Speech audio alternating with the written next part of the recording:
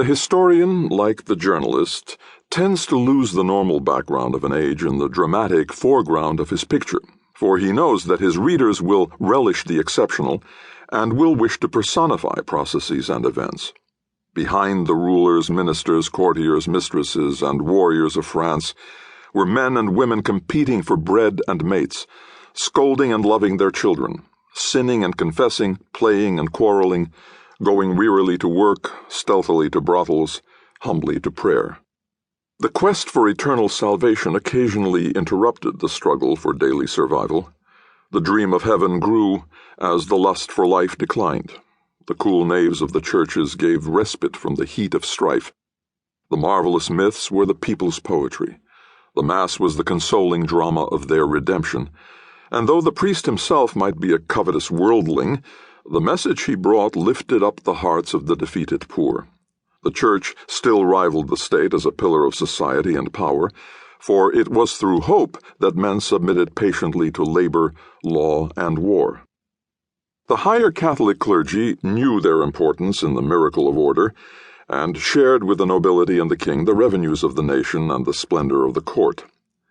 Bishops and archbishops associated in polished intimacy with the Condés, the Montpensiers, and the Sévignés, and 1,000 abbés, half-ordained, half-married, flirted with women and ideas. By and large, however, the mentality and morals of the Catholic clergy, perhaps under the stimulus of competition from Huguenot ministers, were better than for centuries before. The nunneries were not the hotbeds of vice imagined by the mythopoetic frenzy of religious hate. Many were retreats of sincere, sometimes ascetic piety, like the Carmelite convent to which Louise de la Vallière retired. Some others served as havens for genteel young women whose parents could find no husband or dowry for them, or who had committed some offense or had offended some potentate. In such nunneries, the inmates thought it no sin to receive a visitor from the outside world, to dance with one another, to read secular literature, or to mitigate the tedium of their lives with billiards or cards. It was by reforming such a convent that Jacqueline Arnaud made Port Royal the most famous nunnery in the history of France. Of the monastic orders we cannot speak so leniently. Many of them had relaxed their rules and led lives of idleness, formal prayer, and mendicant importunity.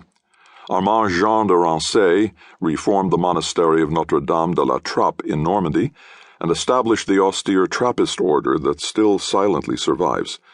The Jesuits entered more actively into the life and history of France. At the beginning of the 17th century, they were under a cloud as defenders of regicide. At the end, they were the confessors and guides of the king. They were experts in psychology.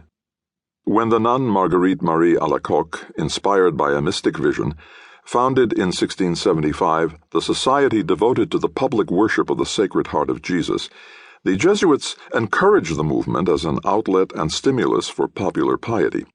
At the same time, they made religion easier for sinners by recognizing the naturalness of sin and developing the science of casuistry as a means of mitigating the difficulties of the Ten Commandments and the neuroses of remorse. They were soon in demand as confessors and gained authority as directors of conscience, especially for the women who dominated French society and who sometimes influenced national policy. The word casuistry did not have in the 17th century the derogatory connotation left upon it by Pascal's provincial letters. As a confessor or spiritual director, every priest was expected to know just what was to be considered a mortal sin or a venial sin or no sin at all, and he had to be prepared to apply his knowledge and adjust his judgment, his counsel, and the penance to the special circumstances of the penitent and the case, casus. The rabbis had developed this art of moral distinctions to great length in the legal portions of the Talmud. Modern jurisprudence and psychiatry have followed suit. Long before the establishment of the Society of Jesus, Catholic theologians had drawn up voluminous treatises on casuistry to guide the priest in moral doctrine and confessional practice. In what cases might the letter of the moral law be set aside for its spirit or intent?